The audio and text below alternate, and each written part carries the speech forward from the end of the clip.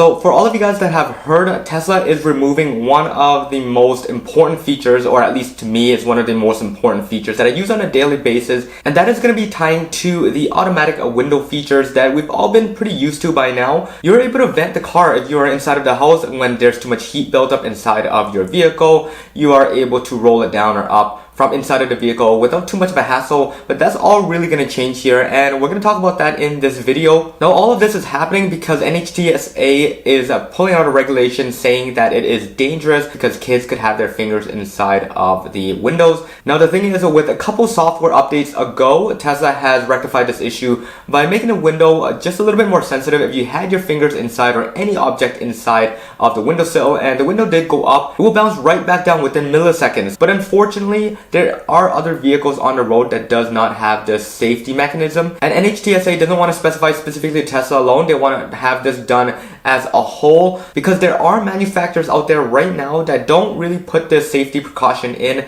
and if you do click the automatic window feature up, it will not bounce back down and it will essentially just crush your fingers. Now, maybe in the future when cars get a little bit more advanced, and I'm talking about GM and other vehicles out there that are giving out a base version of cars that do not have this automatic window safety precaution, that they can remove this compliance issue and all cars can have this re-enabled. Now, let's talk about what Tesla is actually taking away from the software update and who is it really affecting as of right now. So first of all, it is only affecting the US as of right now because NHTSA is only in the US. So European customers, even Canadian customers, you don't have to worry about that feature being removed right at the moment, but maybe the governments will follow through, taking a look at what NHTSA is doing in America, and they might put out the same regulations forcing Tesla to remove this feature. Now, the first thing that is going to be removed is the vent feature inside of the Tesla mobile app. So if you take a look at the button right here, when you tap onto that, all the windows will crank down roughly about a few centimeters,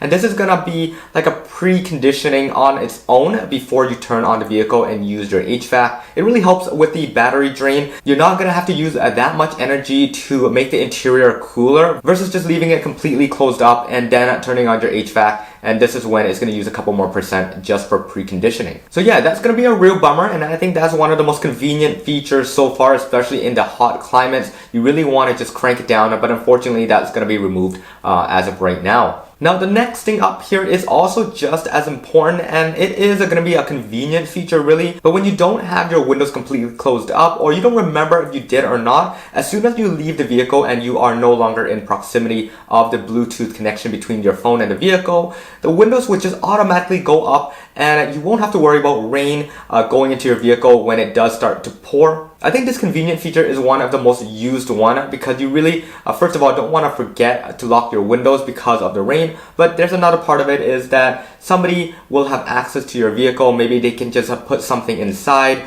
or maybe they can reach for the unlock button. That's something you really have to worry about, and that has taken that fear away for the longest time. But now that fear is coming back again. If you guys can remember back just recently, Tesla released a car wash mode, and this is going to be a mode where it just puts the car into neutral, and then it also closes up and folds your windows and everything like that. But they are removing that feature because it also automatically closes the window when you do activate car wash mode. Everything else in the car wash mode is going to be working, like folding the mirror together and putting it into neutral, but the windows are not going to go up automatically. So again, all this ties back to the fact that somebody might have their fingers are holding onto the windowsill and the automatic windows might just go up and then crush their fingers. So this is something that manufacturers really have to solve. Tesla definitely already has solved it because it does bounce back every single time and it barely puts any pressure onto your fingers at all. Now, this has been tested by myself a few times, and yeah, it really just behaves like that. If you put your fingers right there,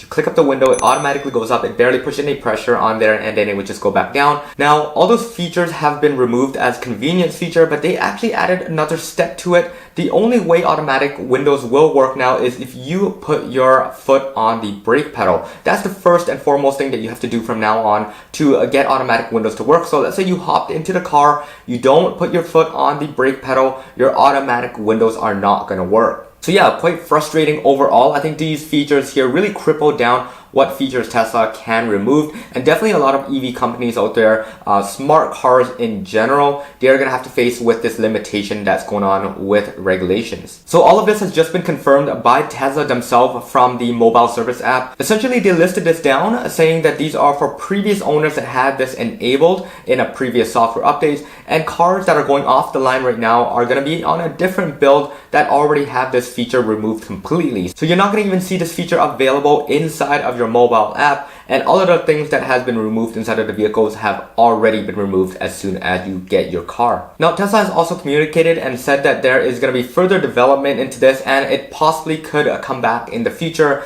Now, we're not sure if Tesla is going to find a way to circumvent this, just like they did for the stop sign feature back in the days, if you guys can remember, where stop signs weren't allowed to be displayed on the screen because somebody else has patented the technology. Well, they found a way to circumvent it, and now stop signs regularly pop up on the screen, no issues, and it even stops for those stop signs. So the same thing might happen for this limitation, this regulation that had been put onto those vehicles. Now, Tesla might possibly just find a way to get it to work, to let it crank down a little bit again and get all these features back without breaking the law. And they will be able to get this onto all of the vehicles in another software update in the future. And this is why they're probably referring to it coming back in further development instead of just saying waiting for regulations to drop off this limitation. So yeah, we can really just hope for Tesla to get this working again for us, but for the time being, you guys will eventually see these buttons and these features removed from your car. If you guys haven't already updated, you guys might have the feature for a while longer, but future software updates, of course, you guys want to download the latest one, and that's where you're no longer going to be seeing these. So just to wrap this up, this regulation is not going to affect Canada, Europe, China, or anywhere else in the world really, except the US. So you guys are still going to see it, at least for now, until